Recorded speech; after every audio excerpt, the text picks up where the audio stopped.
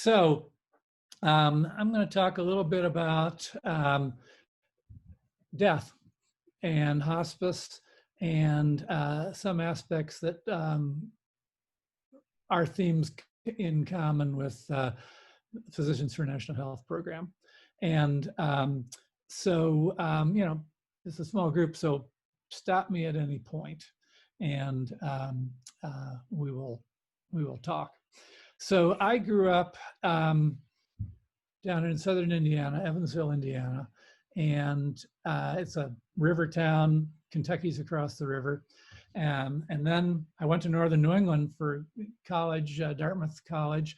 So that I have this connection with northern New England, which you guys aren't there though, so it doesn't matter. And then I did most of my medical training actually in Denver, at the University of Colorado, and did a family practice residency in Denver.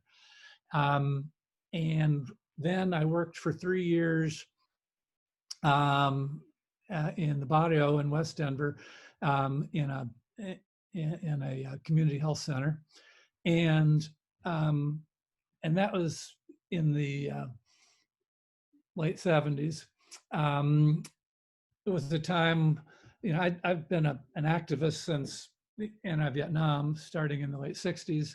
So activism has been a constant part of my life.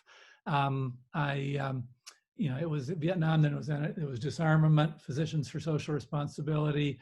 And so for complex reasons, after 3 years of working in West Denver, I then moved back to Indiana, but to Bloomington, where I never went to school there.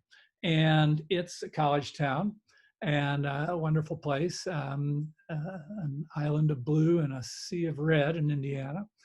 And you all in the South know how some of that works. So I became an ER doctor. I grandfathered into ER boards. And so I practiced in the ER for, here's an ER scene, not my ER, but you know, the ER is the front line of where you get a real front row seat looking at all of the crazy problems in our healthcare system or our non-system. And you see all these people who don't have insurance, and you take care of them, you try to patch them up, and they've come in too late and they're too sick and they die and all this sort of stuff. So I worked in the ER for 28 years. And then I decided, as I was coming up to my 60th birthday, that I thought maybe it was time to get out of the ER. And so I decided to move to hospice and palliative care. Oh, and in the midst of that, in 2005, we started this group, Medicare for All Indiana. And actually the original name when we first founded it was Hoosiers for a Common Sense Health Plan. And it's the Indiana affiliate of PNHP. So I'm the Indiana coordinator for PNHP. I'm more or less the director of Medicare for All Indiana. I was on the PNHP board actually for 6 years, and now I'm on the board of advisors. So I stay pretty involved with the national organization. And did any of you were any of you able to go to the meeting last November? No. Okay. Did any of you? How many of you went to the SNAP meeting in February? Bree? Oh, and Leah. Cool. So in 2011, actually Christmas Day, 2011, I worked my last ER shift. And then I started doing hospice and palliative care. And I started a palliative care consult service, inpatient consult service at our hospital. And then now I'm 68. I'm trying to slow down a little bit in my clinical practice. So I see outpatient palliative care patients 2 days a week. And I am a hospice doctor 1 week a month. And I spend some time gardening, and I spend some time with my grandkids, and I can't stop working on Medicare for All. So that's kind of how I got here. So we'll talk about this end of life stuff. I skipped over my Calvin and Hobbes. Calvin says, I don't understand this business about death. If we're just going to die, what's the point of living? They think about it. And Hobbes says, well, there's seafood. I don't know why I talk to you when you're hungry. And Hobbes, what do you think happens when we die? I think we play saxophone for an all-girls cabaret in New Orleans, so you believe in heaven, whatever you want to call it. Okay, so here's the problem, as one way to look at it, is that life expectancy stayed in the 30s and 40s for a long time through history, and now we live a really long time. And so we have really changed. We've outlived our genetic reproductive capabilities. And so we've got all these old people around like me. And, I gotta advance this here. So life expectancy right now in the US, all comers, all average, is about 79 years. And if you live to 65, then your average age of death is going to be 84. And since 1900, life expectancy in 1900 was 47. So we've gained over 30 years of life expectancy, but infant mortality was 100 then. Now it's less than 7 per 1,000 births. So, that the average was life expectancy is 47, but even back in 1900, if you got to age 65, you would on average live to 77. Now you live to 84. So we haven't added that much life expectancy at the end of life, but we've sure added a lot of more people at the end of life. So there are a lot of people around, and that really has changed everything. So death is profitable. And we'll look at it. This is a standard PNHP slide. If you haven't seen this one, you've seen ones like it. And so here we're looking at the extent of for-profit ownership. And so the first thing that strikes me, I graduated from medical school in 77, is that general hospitals, 10% are for-profit. The general hospitals remain mostly not-for-profit entities, but specialty hospitals, which did not exist when I was in medical school. So these are, oncology hospitals, orthopedic hospitals, cardiac hospitals are 43% privately owned. Inpatient psych and substance abuse treatment, 58% for-profit. Hospice is now 69% for-profit. Home care services were all nonprofit when I was in medical school. Now they're 75% for-profit. Nursing homes were 90% nonprofit when I started medical school. Now they're 81% not for-profit.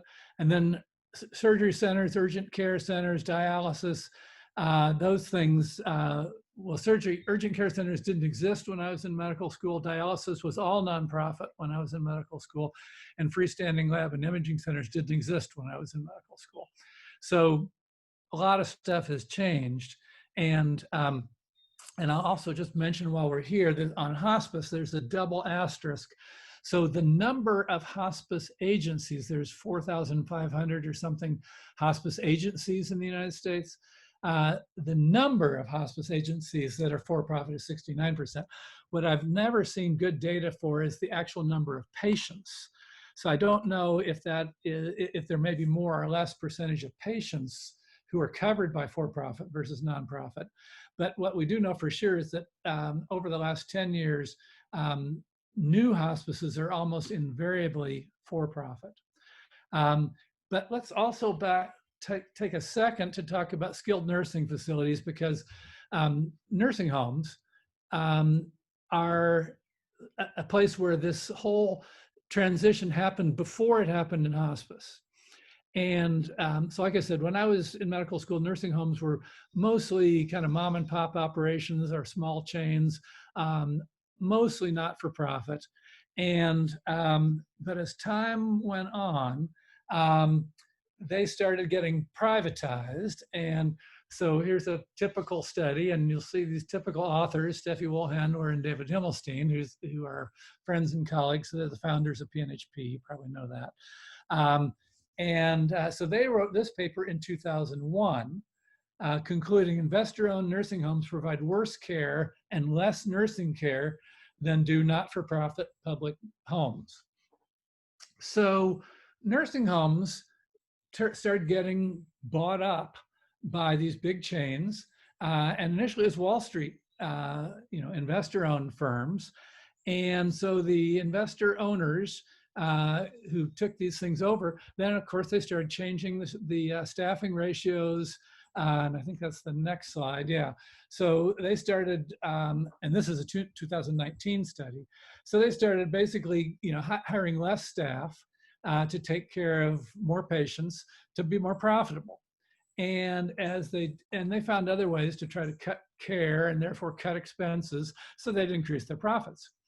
And not surprisingly, then that led to people being upset, people complaining, and people started suing these nursing homes. And it kind of put a chill on the nursing home industry for a little while because they didn't know quite how to respond to that. And then here we are up to 2009. More studies are coming out how bad they are.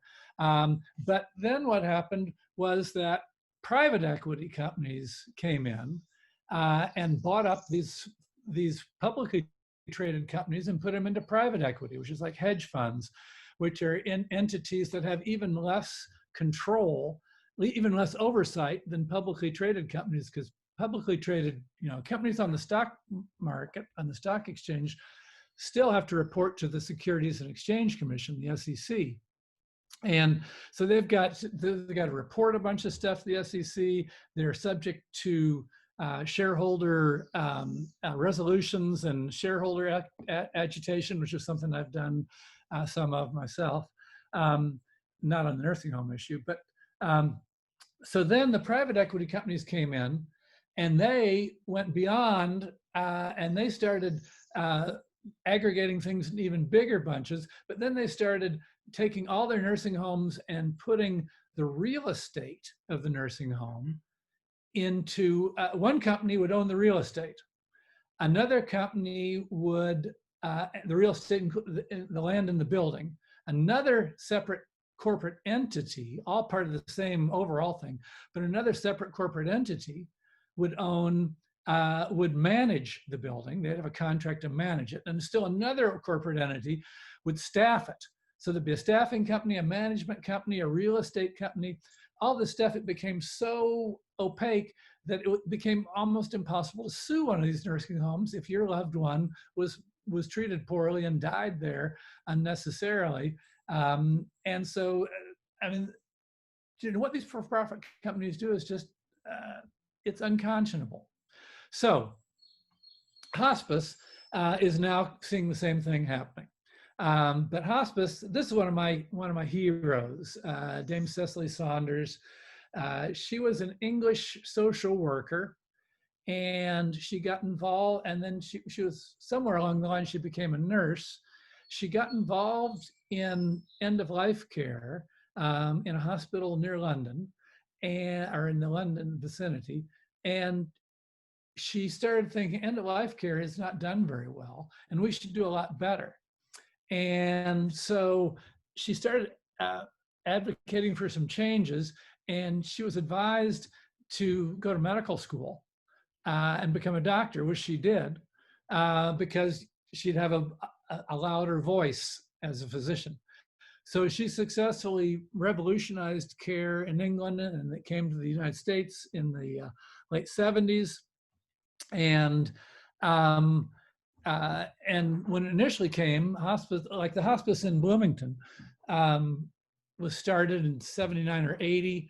And initially hospices were pretty much volunteer community organizations. So the Bloomington Hospice had a couple of volunteer doctors, had some volunteer nurses. They hired one full-time staff person to administer it in, I think, 1981. And they had a board of directors. But then in 82, as this hospice movement was growing like wildfire across the country, Congress decided to add a Medicare benefit for hospice. And so that really changed things. in 1982, and then there was some actual money to hire people and do things right. But hospice stayed with this initial spirit of being an entity that was very, it still has volunteers, holistic. You know, we do spiritual care, we do social service care, we do really good nursing care. The doctors actually play a fairly small role in hospice. So the hospice criteria, the Medicare hospice criteria to be on hospice are basically two things. You've got to have a life expectancy of 6 months or less, understanding that you really can never know somebody's life expectancy. But you got to be sick enough, and it started out mostly cancer patients, to say, okay, I think you got less than 6 months to live, even though you don't get kicked off if you're still alive after 6 months. And the other thing was, when you came into hospice, you had to say, I'm going to give up on curative treatments. I'm just going to focus on comfort or palliative care, and not further chemotherapy, further surgery. So with those criteria, you could come into hospice, be taken care of by this wonderful, inclusive, holistic wraparound program. And it really struck me when I became a hospice doctor, how I went from seeing the worst of healthcare in the United States in the ER to really this amazing program that takes wonderful care of people and deals with them in just this amazing way. So about 40% of current US deaths are with hospice. And here's a graph of showing changes of place of death in the United States from last December in the New England Journal. And whoops, go backwards. And so it shows percentage of deaths. And it used to be that more people were the blue line at the top here. More people were dying in the hospital than at home in 2003, and those lines have now crossed. More people are dying at home than in the hospital. And so I think that's a good thing, because if you ask people, most people say they'd like to die at home if they can. And here in the, so in 82 was the hospice Medicare benefit. There started to be some money in hospice, but in the 90s, still a fairly small number of hospices were for profit. In the early 2000s, a few more, and now we see the number of hospices that are for profit climbing, and that's not a good thing. And so just breaking down what was at the bottom here. So the profit rate, the return for the for-profit hospices is 16.4%. So they're eking a lot of money out of the hospice program. The nonprofits tend to run as break-evens. And then underneath that, it talks about mean length of stay, mean LOS. So the for-profits keep people in hospice for 106 days. The nonprofits for 66 days, that's the mean average. So what does that mean? So hospice is a per diem, it's a capitated financing system. So hospices are reimbursed for every day that a patient is in hospice. And so why would the for-profits want to have long lengths of stay? Anybody want to venture a guess on this? More money. And why is it more money? It's per day. Right. Well, basically because, yeah, so the expense in hospice comes from when patients are admitted. There's a lot of work to get them admitted, a lot of questions to be answered, medicines to be adjusted. And then when they die, and their last few days or weeks, those are expensive times too, because they take a lot of care. And in between, a lot of hospice patients don't need a huge amount of medical care. And so to be profitable as a hospice, what you really want to do is admit people who aren't very sick, keep them for 90 days, discharge them saying, oh, you're not dying fast enough. And then they're making all the gravy and they're not having the expense. So cherry picking, you may have heard that phrase, the private insurance companies cherry pick people to try to get the healthy people who will pay in and won't cost them money by getting sick. And the same thing happens with the for-profit hospices, they send people to nursing homes, and it's just like the drug companies do. They send people to nursing homes to try to recruit patients out of those nursing homes for hospice, and they bring the staff pens and notepads and pizza, and they try to recruit these people to get into hospice. And then if they die, that's okay, but lots of times they discharge them. So there's been a lot of Medicare fraud, and we're going to look at that here in a second. But this trend of hospices more and more for profit is it's this growing trend. It can't be good. So I've got to read this to you here. So this is November 2019. Big headline, the top 10 largest hospice providers for 2019. But listen to this language. It just is, makes your blood run cold. Though the hospice space remains fragmented, mergers and acquisitions are driving up market share, particularly for large providers. Along with service diversification and application of emerging technologies, M&A, mergers and acquisitions, is helping to drive growth among the organizations named in LexisNexis Top 100 Hospices of 2019. I mean, what the fuck are they talking about? With 4.5% market share, Vitas Healthcare, a subsidiary of ChemMed Corp, is the largest hospice provider in the United States in 2019, followed by Kindred Healthcare, HCR Manor Care, Amedisys Incorporated, and Seasons Hospice. So think about some of the names of these places, but under the category of you can't make this shit up, Vitas Healthcare, the largest hospice, is a wholly owned subsidiary of ChemMed Corporation, which is publicly traded. ChemMed is headquartered in Cincinnati. In addition to its healthcare operations, through Vitas, ChemMed is a leading provider of repair and maintenance services for the residential and commercial markets through its wholly owned subsidiary, Roto-Rooter. You can't make this up. It's pretty weird. That the largest hospice company is a subsidiary of Roto-Rooter. Okay, so headlines. OIG, Office of Inspector General, puts the pressure on as hospice fraud cases pile up. So here's a bunch of hospice fraud cases. And so health and palliative services, 2.5 million in 2018. So this is, billing for ineligible patients and inflated levels of care. Horizons Hospice, 1.2 million. Southern Care Hospice, which is now owned by Humana, Humana is an insurance company based in Louisville. They were fined 5.9 million in 2018, but this is on top of 24.7 million that they were fined for Medicare fraud in 2009, the highest fine at that time. But the highest fine in history for a hospice is ChemMed, Vitas, who we were just talking about, 75 million in 2017. Genesis Evercare Hospice, which is now part of Optum. Kindred Hospice, which is now part of Humana. Optum Hospice itself, which is part of United Healthcare. United Healthcare is the largest health insurance company in the United States. Humana is number 4.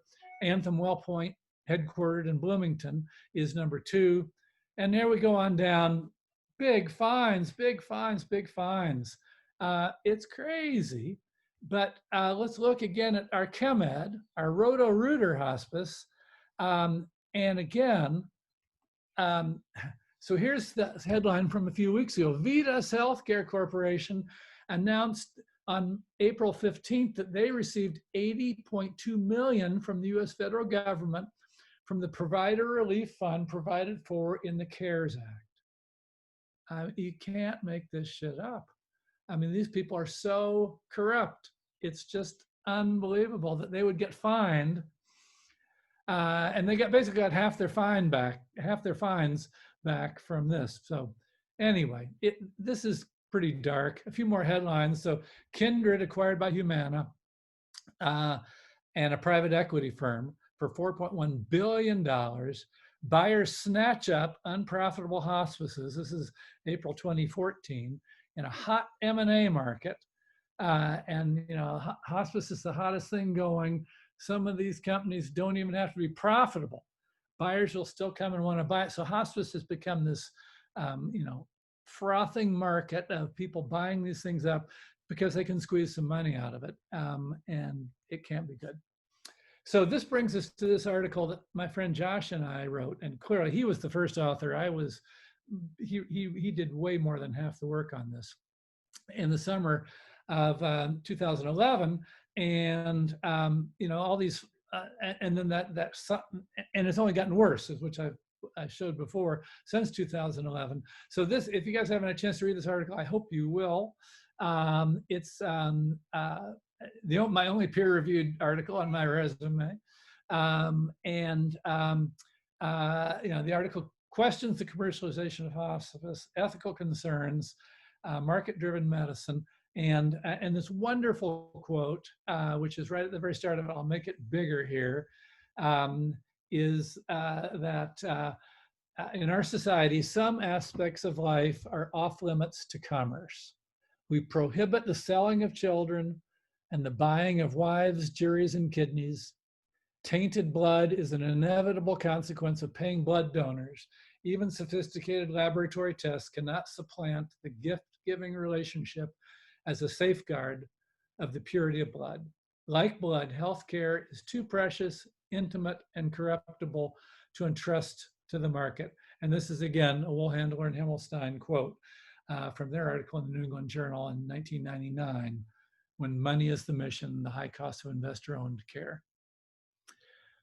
So, it's kind of crazy. So this is just to remind you that all of these, so this is all, from more recent than my 2011 paper.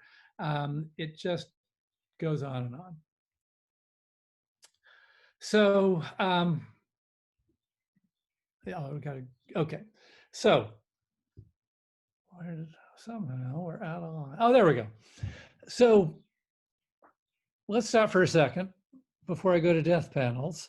And what questions do you all have about hospice?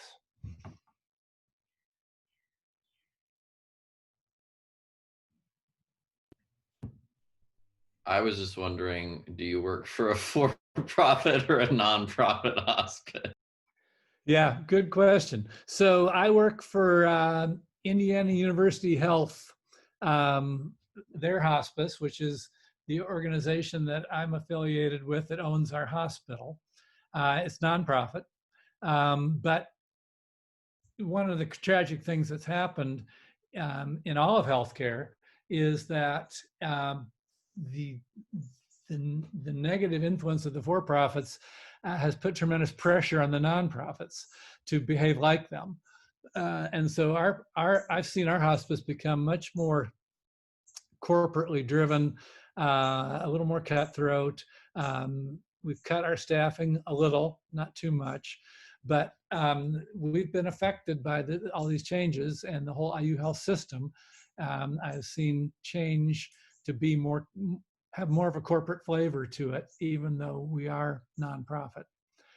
There are 3 hospices in Indiana that are part of IU Health Hospice, but I'm with the one in Bloomington. And how is that, can you explain the dynamics that lead to that pressure?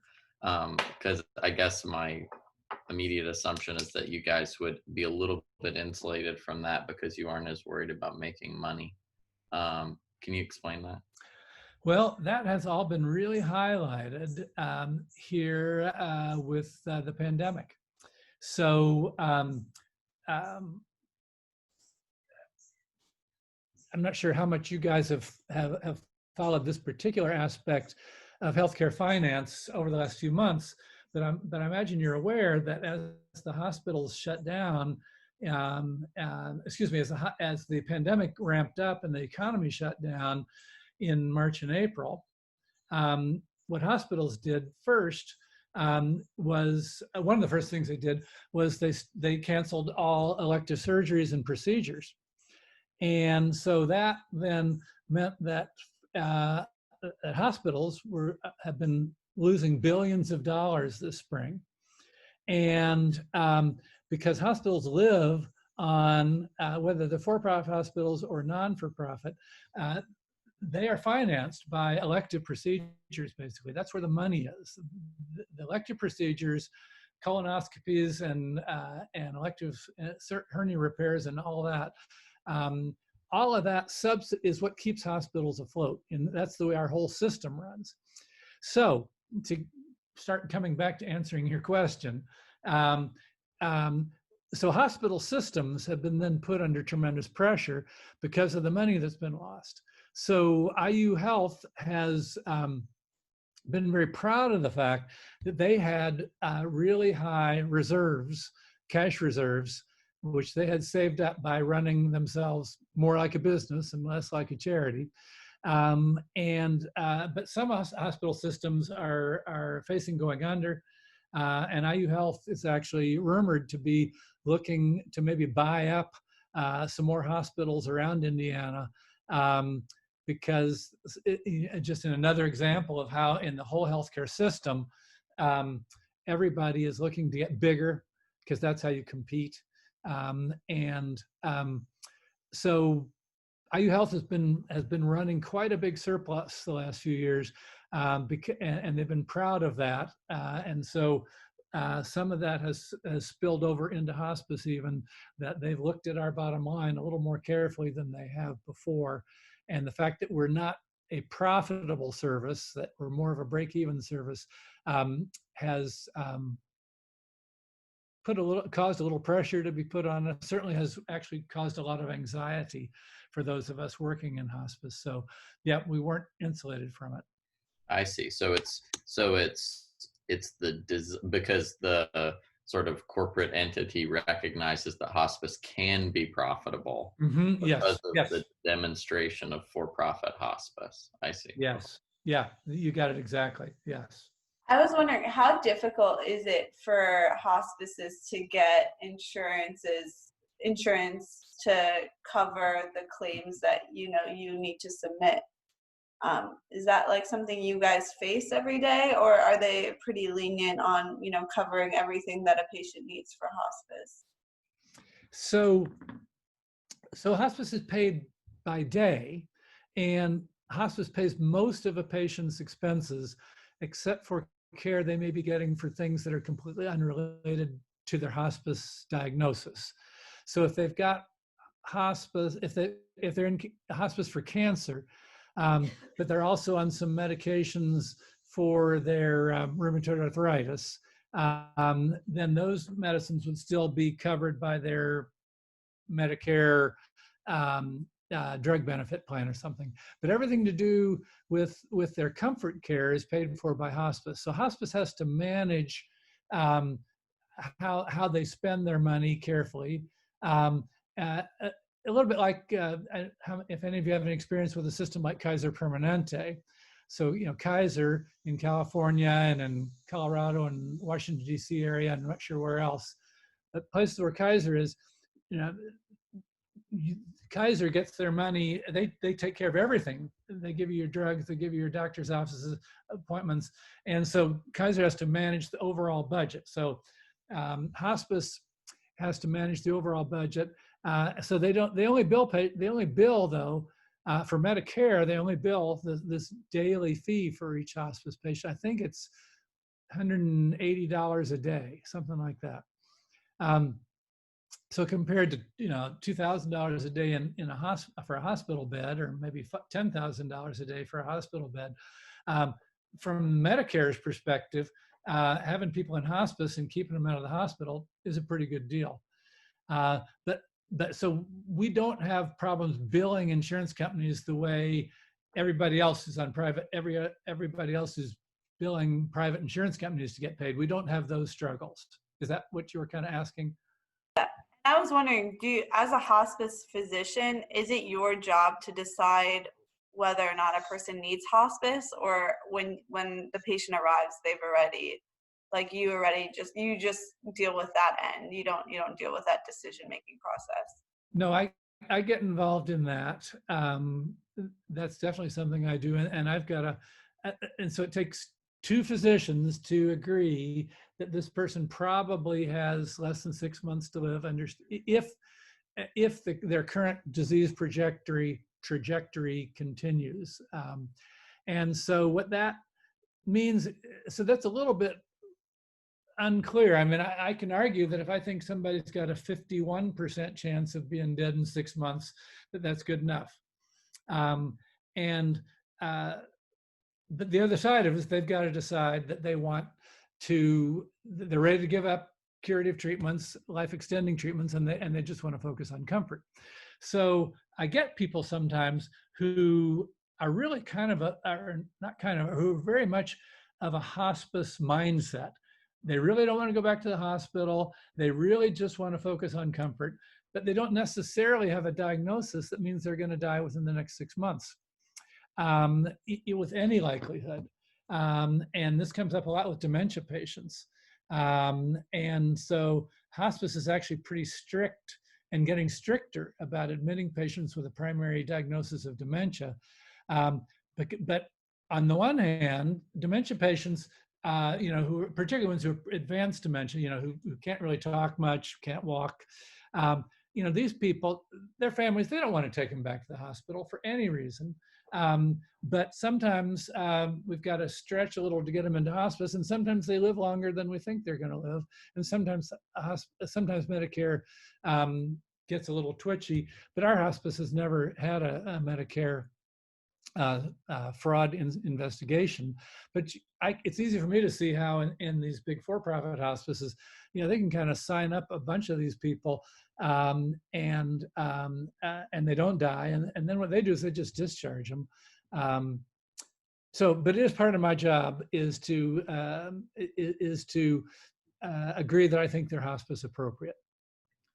And sometimes and sometimes we discharge patients, not as often as the for-profits do, but sometimes somebody looks really sick. But just yesterday, I was on a short conference call, because we got a lady who 2 years ago was in the ICU. She had a melanoma that had spread to her brain. She was 65, 68, and she'd gotten immunotherapy for the melanoma, and she almost died from her second dose of immunotherapy. And she was in the ICU, and she looked like she was dying, looked like she was within hours to days of death. We transferred her out of the ICU and moved her to our hospice house, our inpatient hospice facility, assuming she would die within a day or two. She woke up, got better. And now 2 years later, she's still alive. Her melanoma has not recurred. She also had a lymphoma, but she's got this very slowly progressing lymphoma. So she's got lymph nodes all over, but she's walking, talking, gaining weight. And we're debating whether we should discharge her. We finally decided to keep her, at least for a little longer. But you never know. You never know.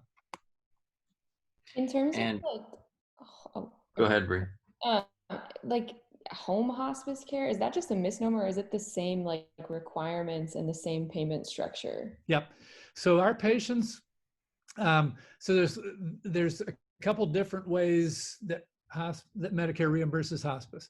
So most of our patients are at home, but my hospices, most of my patients are at home, like 70%, and then roughly 30% are in nursing homes. And in both of those places, hospice comes and sees the patients usually once or twice a week, and gets paid this, I think $180, $190 a day. If the patients are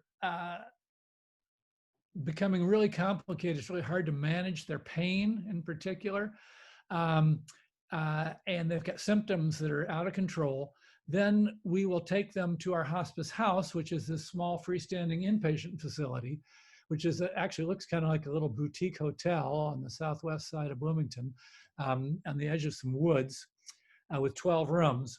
And when they're in, and so that's called hospice inpatient care or general inpatient care. And for that inpatient care, hospice reimburses us more like $500 a day. And so we bring people there and we put IVs in them if we have to, although we can do IVs at home sometimes too.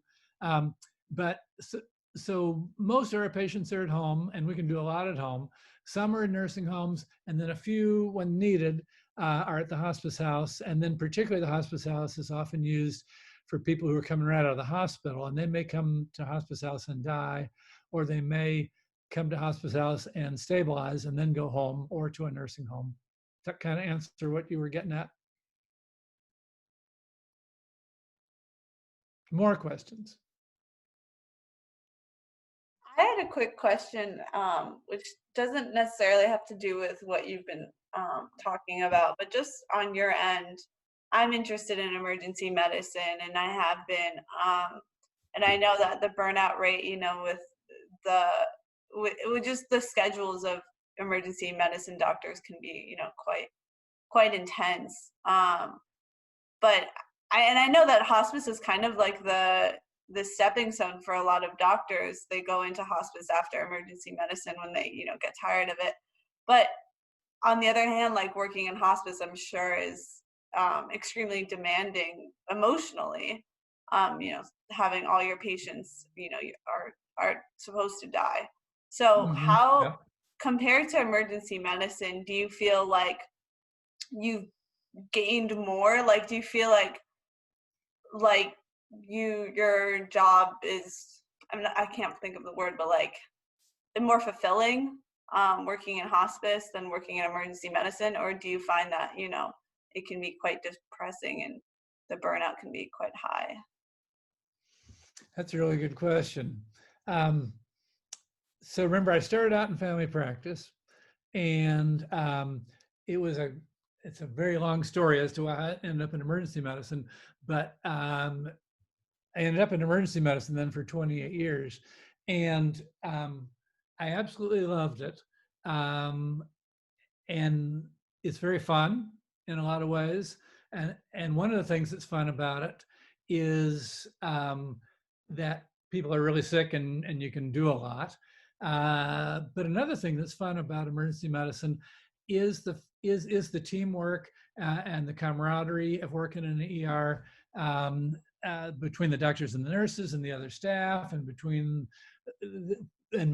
physicians and the hospitalists and the specialists and all. So the camaraderie is really great. So hospice has a different kind of camaraderie that's really great. But again, it's a place where you do have some great camaraderie. But so I'd never really, but somewhere in my late 50s, after more than 25, roughly 25 years in emergency medicine, I started getting a little burned out. And I started thinking I wanted to do something different. And I thought that about the one thing I missed the most in the ER was that the only patients you really get to know in the ER, your recurring patients, are your frequent flyer folks who are, alcoholics and whatnot, and addicts who keep coming back, who are very difficult people to take care of. So I was really glad to switch to hospice, and instead of typically spending 7 to 9 minutes with a patient, I'm spending half an hour. And in palliative care, I typically, my current practice, which is pretty luxurious, is when I see a new palliative care patient, I block a 2-hour block to spend with them. Spend a lot of time with people because we're talking about the most important stuff and the most difficult stuff to talk about. So anyway, but right now at 68, I'm also thinking I love the work I'm doing, but it is emotionally tough. So I'm just working half time, 20 hours a week. And so, but you can do that when you're 68 and your kids are through college and your mortgages are all paid off, and your medical school debt is a dim memory, and stuff like that. So, it's very individualized, but, everything's got burnout these days. Certainly, family practice where I started, you hear a lot about burnout. ER, where I spent most of my life, you hear a lot about burnout. and emergency medicine is also, one of these areas where the corporatization has been particularly brutal. ER was an early place where entrepreneurial medicine became a big deal. And, and ER groups were independent contractors with the hospital, and then they would grow. And then you had, and it was, I think it was the first place where you had big national staffing corporations like Team Health. So there was a lot of heavy corporatization going on in ER medicine back in the 90s. But then the ER groups started getting bought up they became large national groups, but then they got bought up by Wall Street firms. And then now they've gone to being bought up by venture capital. So all that stuff's happened in emergency medicine too. So you guys are going into this whole different world. And I'm sure you've heard people, particularly creepy old doctors, say, it ain't as good as it used to be, and you shouldn't even go into medicine. And I don't say that at all. I think medicine's always going to be an amazing work to do. I think it's always going to be wonderful human relationships, wonderful problem solving every day that pulls out all your creativity and your energy and innovation and whatever. Always a challenge. I think medicine's always going to be a great place to work, and no matter what happens, I think you're going to be able to make a very good living being a doc. Things are pretty different, and these old guys, mostly guys, and I think it's one of the good things happening in medicine is that so many women are in medicine now and are finally becoming department chairs and stuff like that in medicine now, and deans now. But I think that I've lost my train of thought there somewhere. I think it's going to be a great way to spend a life and a career, and there are lots of different things you can do. And I'm on essentially my third medicine career now. I could imagine working into my 70s, maybe longer.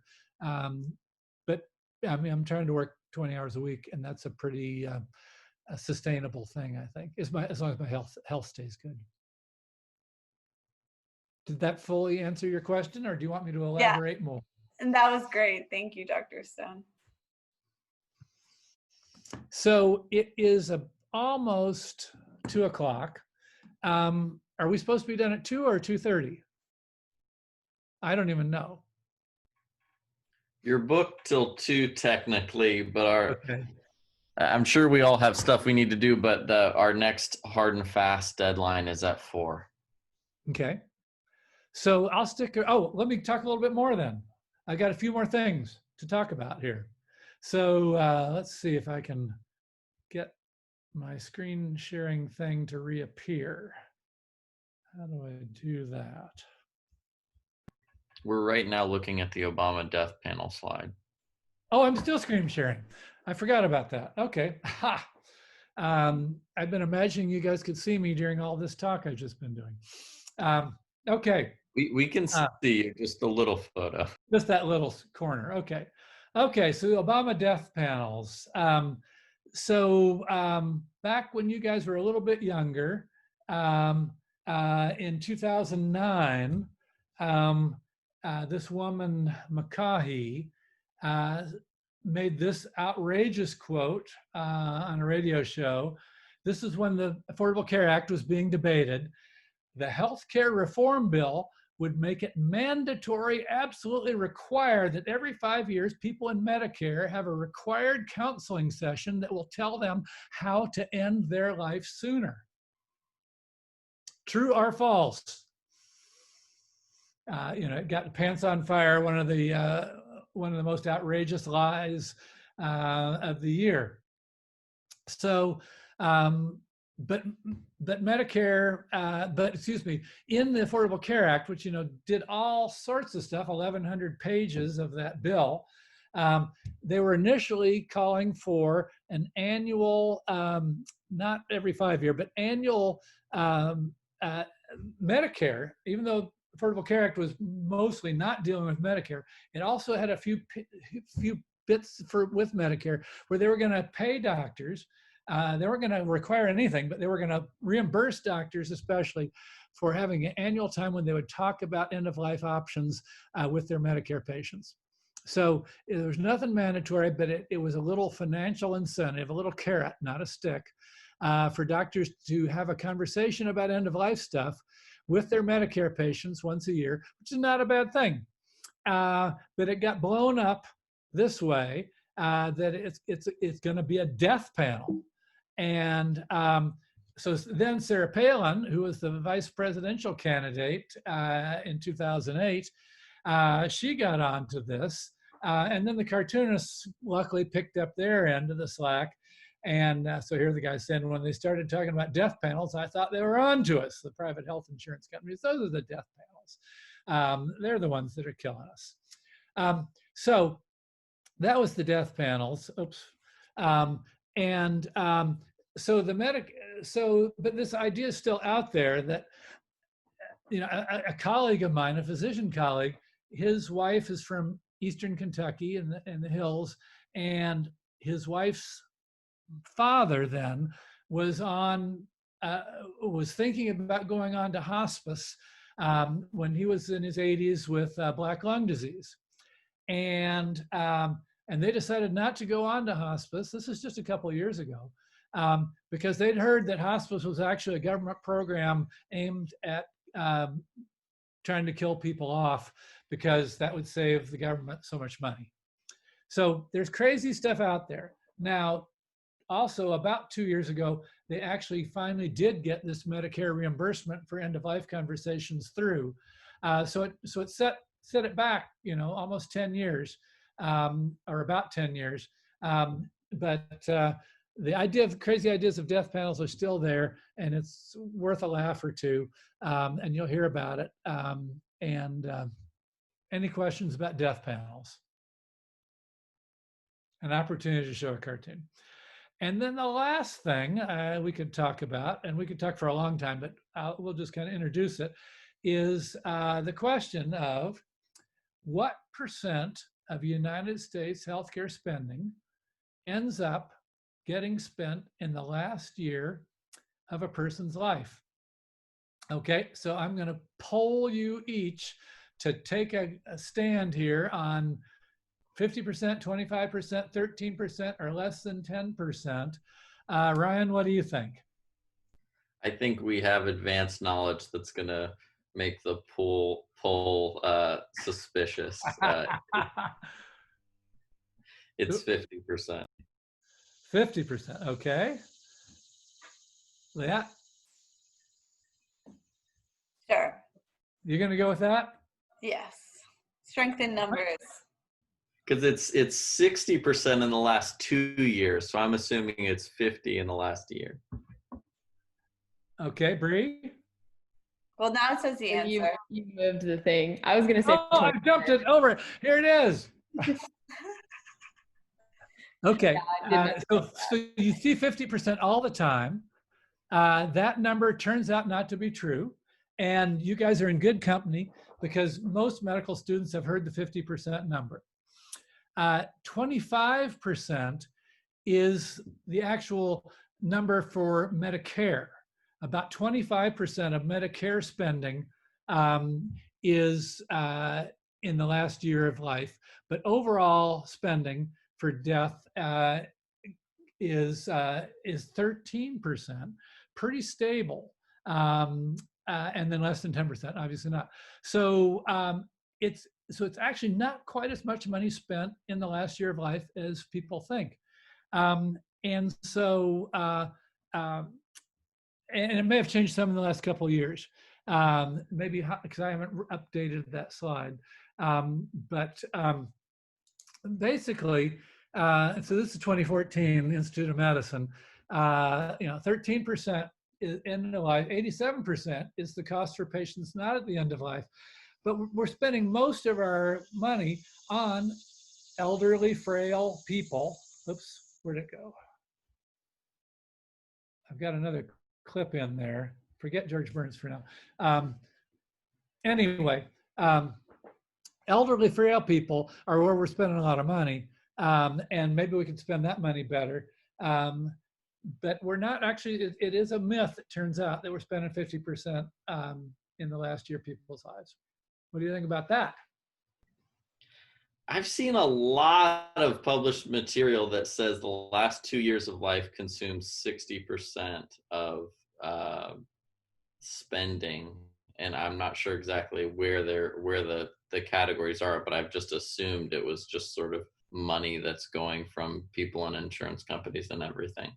I've seen the 60% in 2 years so many times. That'll be interesting for us all to look at and see what we come up with. Because as far as I can tell, that's probably not right.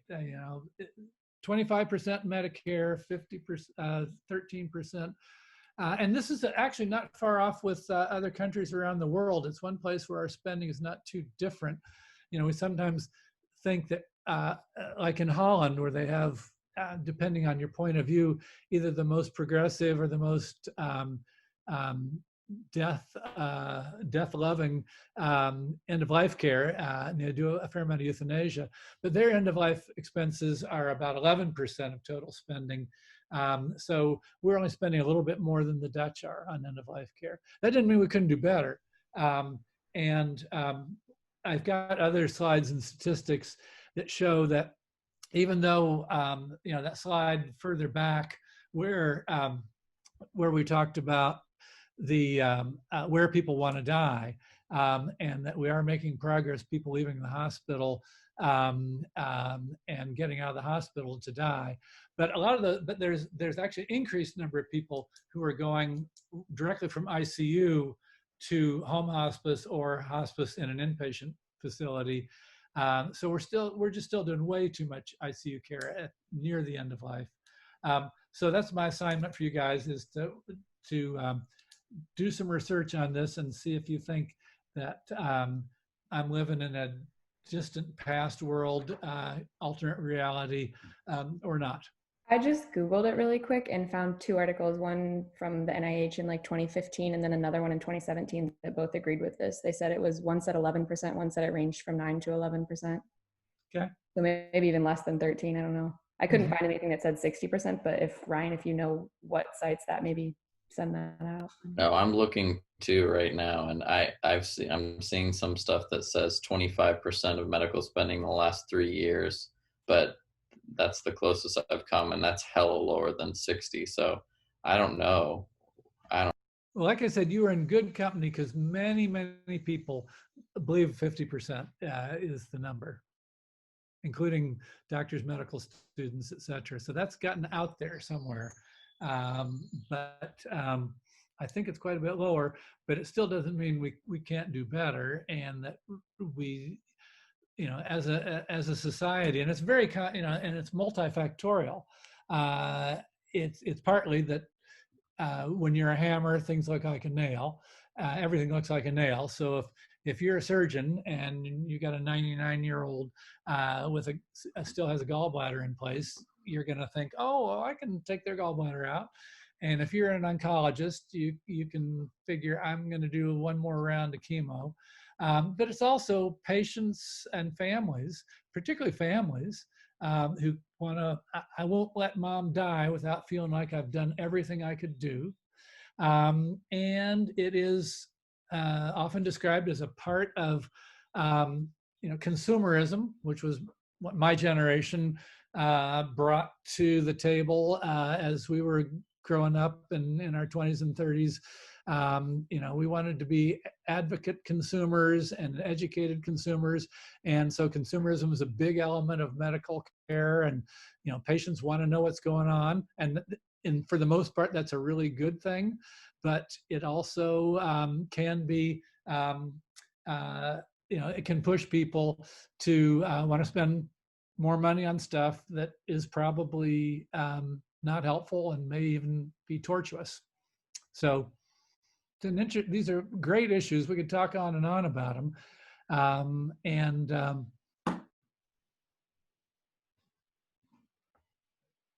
we're now at about 2:08. Any other questions? I can still stick around for a while. And I could go out. It's only 80 degrees outside, which is like the coldest day we've had in 6 or 8 weeks. And I can go out and work in the garden too.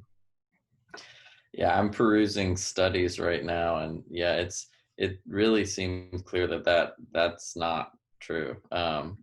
There is obviously an overlap between the high cost folks inside of healthcare, but and I mean there's a large overlap, but the total population of those high cost people is far greater in cost than those of that population that are actually nearing the end of life.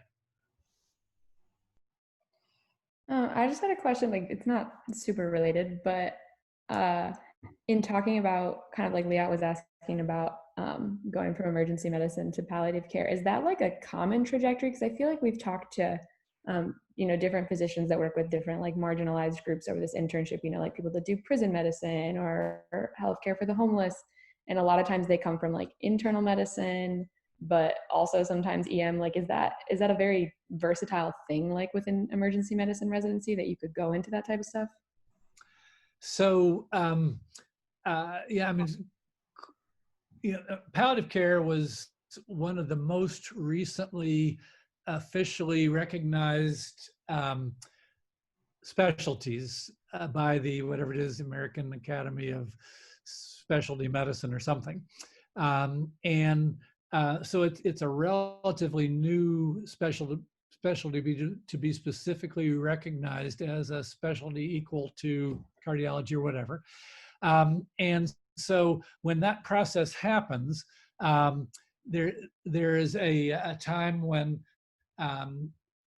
so when palliative care was kind of growing as a specialty 15 years ago, then a bunch of different boards, like the American College of Emergency Physicians and the American Board of Family Practice and so on, became what are called co-sponsoring boards for the palliative care board. So when palliative care first became a fully recognized specialty, a lot of people had an opportunity then to grandfather in, and American Board of Emergency Medicine was one of the boards that co-sponsored. So I got credit for being boarded in emergency medicine, which I actually grandfathered into emergency medicine boards back when emergency medicine was a new specialty in the 80s. So I did a residency in family practice, took family practice boards with a whole bunch of old people who were grandfathering into family practice, but I was through residency trained. Then I grandfathered into emergency medicine. Then because I kept my board certification in emergency medicine, I was able to build on that to grandfather into palliative care. So anyway, the specialties that were co-sponsors of the birth of palliative care all were then much easier to go then from emergency medicine to palliative care. Now that grandfather path has closed now, so the only way to get boarded in palliative care now is to do a 1-year fellowship after completing some other board, and internal medicine is the most common way. But I seem to run into a lot of emergency medicine docs who have become palliative care docs, but I don't know actually what the statistics are. And certainly I think internal medicine is the biggest contribution. But I've got a palliative care doc partner. She was an OBGYN for 20 years before she went into palliative care. And we were looking to hire next year a guy who's in his early 50s, who's been a radiologist. And he retired from radiology last month and started a 1-year palliative care fellowship in Louisville a few weeks ago. And so people come to it from all sorts of different angles.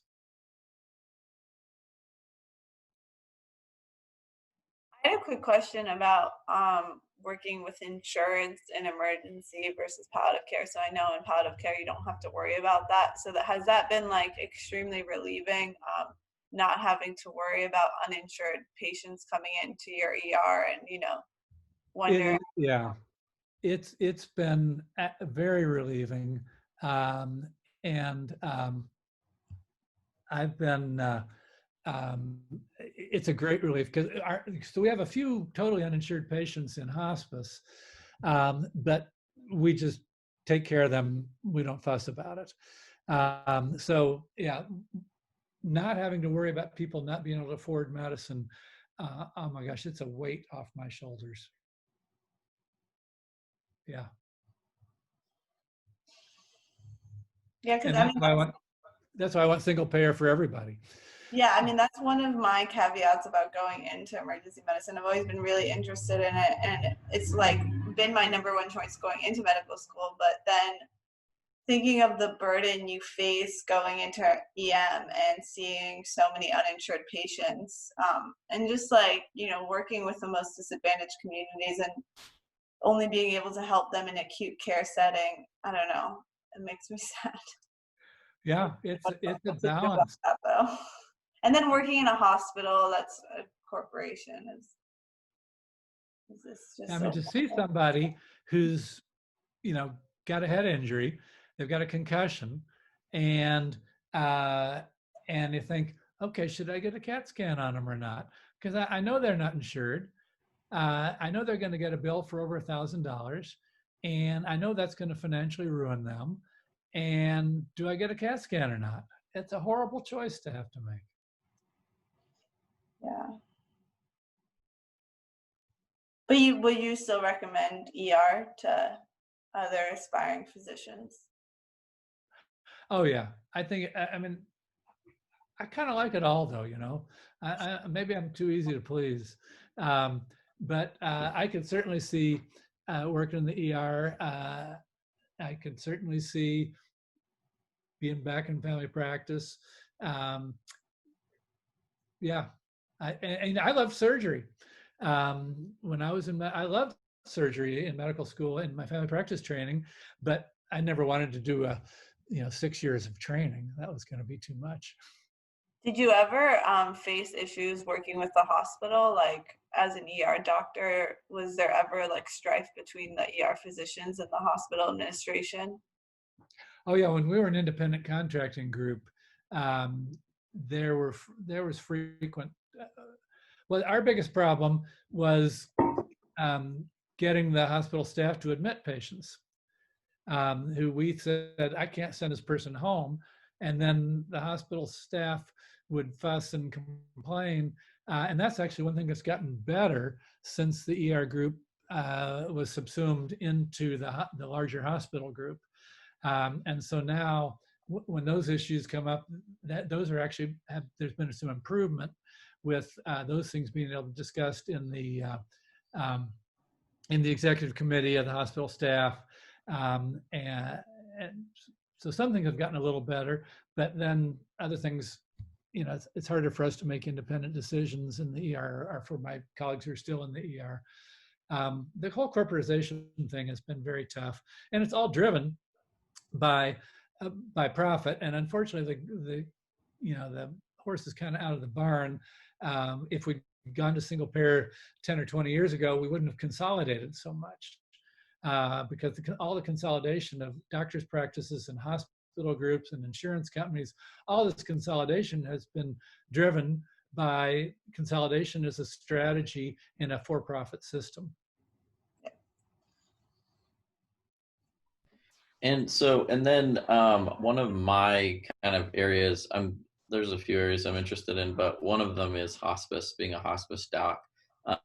Do you think that there's kind of a missed opportunity going directly into that instead of doing something else a little more general earlier in your career? Well, I think there's certainly some advantages to doing other stuff for some period of time before you go into hospice and palliative care. And let me just differentiate. So hospice care, the hospice programs are mostly run by the nurses. And so when my patients go into hospice, I don't necessarily see much of them anymore. that nurse going into the house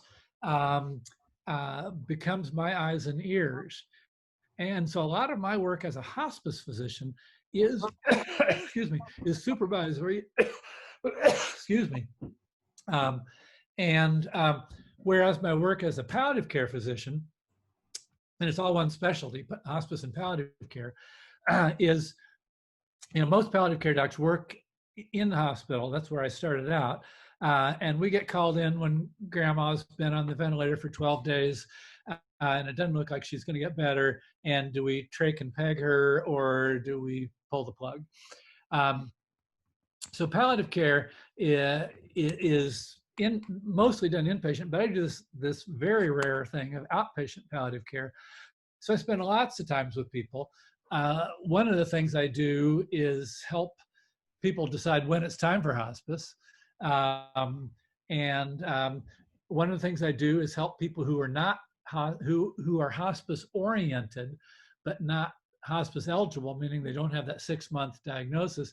I help them and their families just negotiate and manage issues around aging in place until they get to the point of hospice.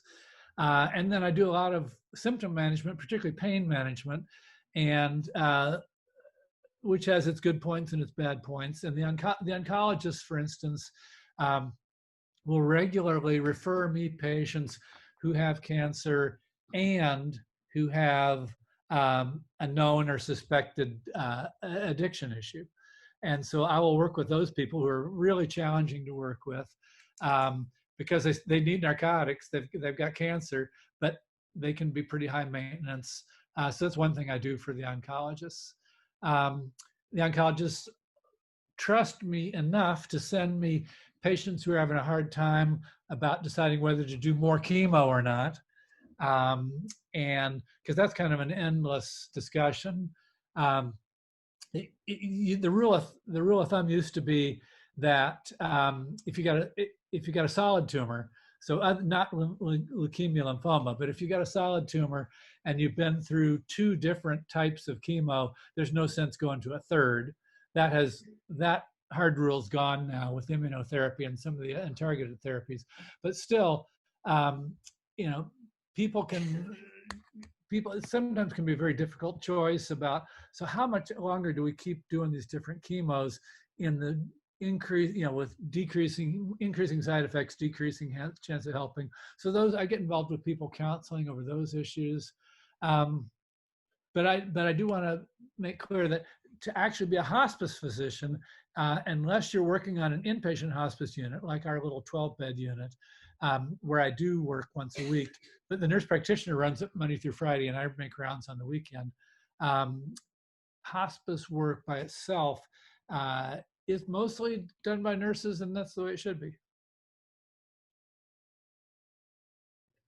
Yeah, because like one of the I volunteer for our local hospice, one of our local hospice organizations, actually Encompass, which is I think for profit.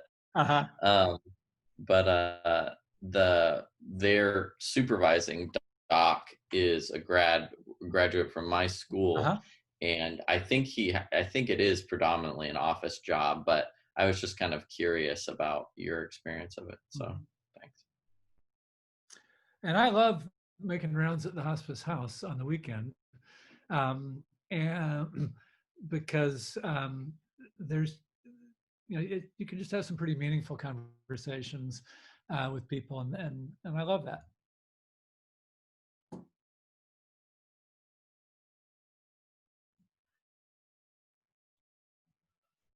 Well, if no one has any more questions, thank you so much, Dr. Stone. That was really, really enlightening.